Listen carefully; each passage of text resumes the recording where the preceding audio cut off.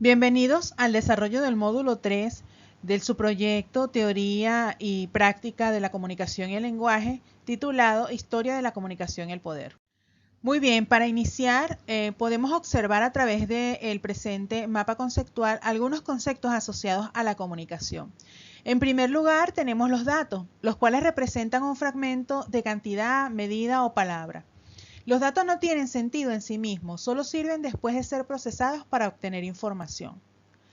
La información nos permite construir un mensaje basado en cierto fenómeno que permite resolver problemas y tomar decisiones. Es importante destacar que la información debe tener cierto grado de utilidad, debe poseer vigencia o ser actual y ser confiable.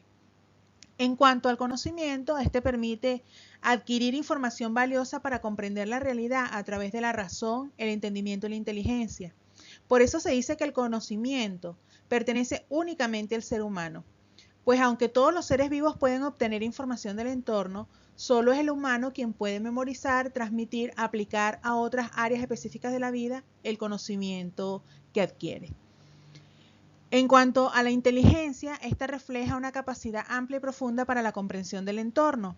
Nos permite ser capaces de capturar el significado de la cosa y de darle sentido.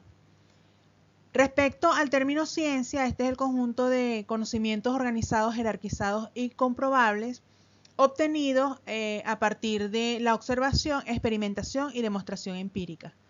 Por último, la sabiduría implica un mayor entendimiento y profundidad en el conocimiento sobre las circunstancias que determinan la existencia. Está dotada de un profundo sentido moral, dando como resultado un individuo que actúa con buen juicio o un buen nivel de sentido común. Muy bien, para iniciar podemos observar en el presente mapa conceptual algunos conceptos asociados a la comunicación. En primer lugar tenemos los datos, que representan un fragmento de cantidad, medida o palabra. Los datos no tienen sentido en sí mismos, solo sirven después de ser procesados para obtener información.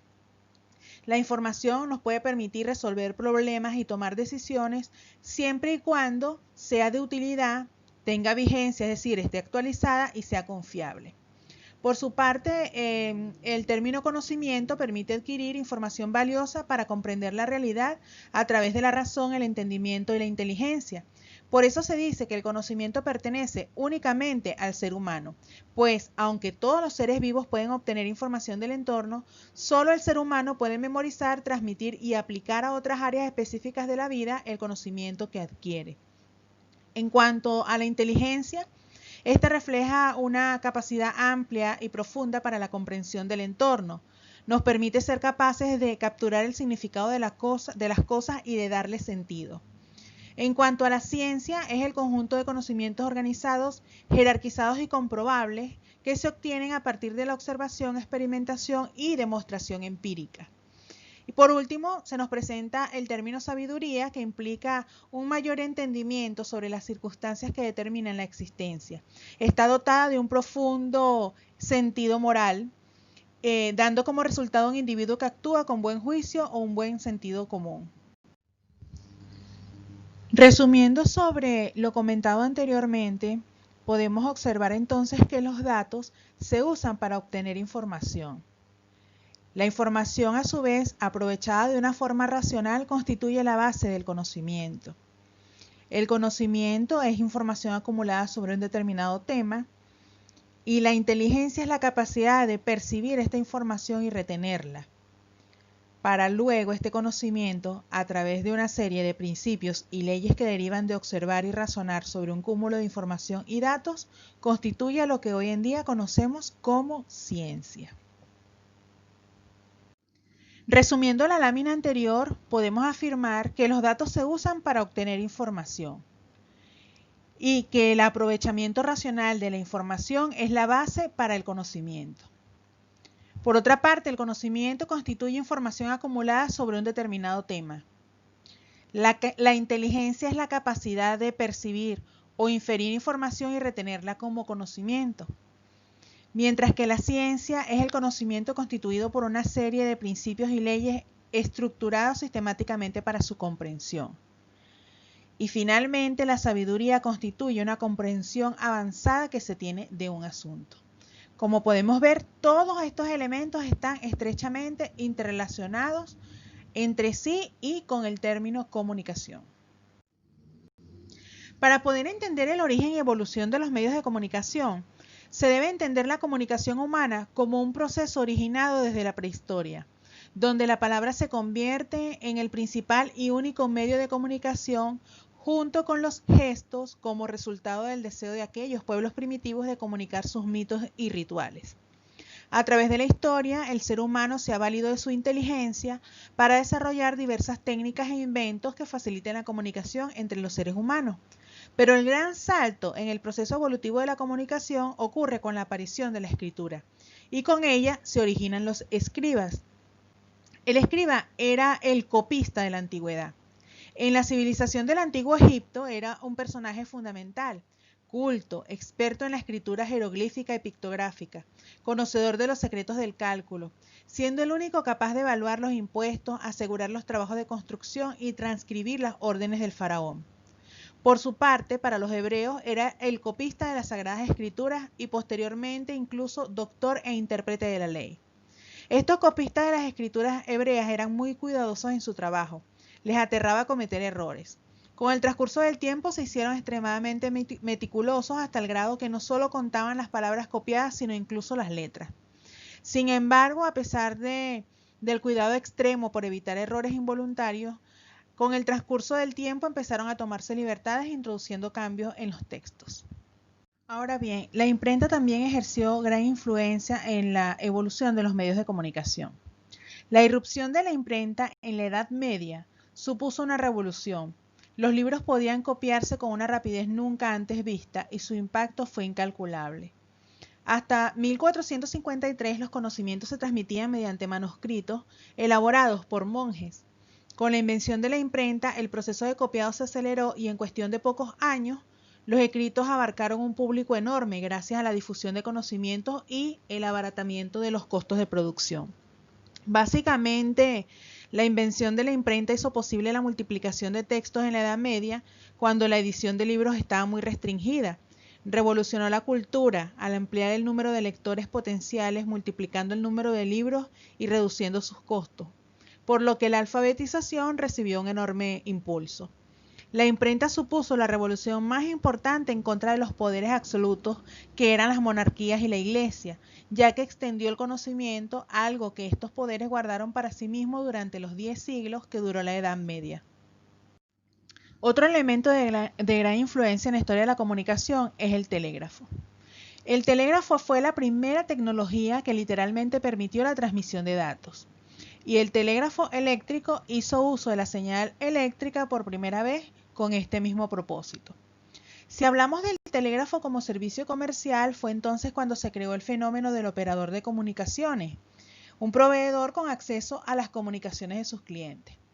Por supuesto, antes del telégrafo ya existía el correo, que también podía tener acceso a los mensajes de los usuarios, pero los carteros no necesitaban leer el contenido de las cartas para operar de manera efectiva, mientras que con el telégrafo pues esta interceptación era esencial. Por su parte, pues el telégrafo posteriormente comenzó a usar el código Morse para poder emitir los mensajes. Y esta utilización del código Morse pues se expandió por todo el mundo. Nos situamos ahora en la sociedad y tiempo actual. Los medios de comunicación son los instrumentos mediante los cuales se informa y se comunica a la sociedad de los distintos acontecimientos surgidos, pero también sirven para entretener a la población en general. Entendemos entonces por medios de comunicación social aquellos instrumentos de transmisión audiovisual que en un mismo momento, es decir, de forma simultánea, emiten idéntico mensaje a un número elevado de personas. La unidireccionalidad de los mensajes constituye asimismo un rasgo propio de los medios de comunicación social. De hecho, lo habíamos conversado en módulos anteriores. Vemos cómo los medios de comunicación de masa rara vez permiten un feedback o una retroalimentación, una respuesta ante el mensaje emitido. Además, el carácter institucional de los emisores convierte a los medios de comunicación en instrumentos de regulación social. La radio, el cine y la televisión constituyen un gran poder económico y político. Sus mensajes se propagan y se transfieren a velocidades vertiginosas. De hecho, los medios de comunicación constituyen la primera forma de conocer diferentes visiones del mundo para gran cantidad de personas. En la historia de los medios de comunicación de masa nos encontramos, por tanto, varios elementos como lo son la tecnología, la situación política, social, económica y cultural de la sociedad, un conjunto de actividades, funciones o necesidades y personas, especialmente aquellas que forman parte de grupos, clases o intereses. Estos elementos han interactuado de diferentes maneras y con diferentes escalas de prioridad en lo referente a los distintos medios de comunicación. Por ende, han ejercido una gran influencia en la historia de la comunicación y el poder en la sociedad. Para finalizar, respecto a la influencia del Internet, podemos concluir que los aparatos ideológicos y medios de comunicación de masas han sido y siguen siendo herramientas útiles para manipular la comunicación y afianzar el poder.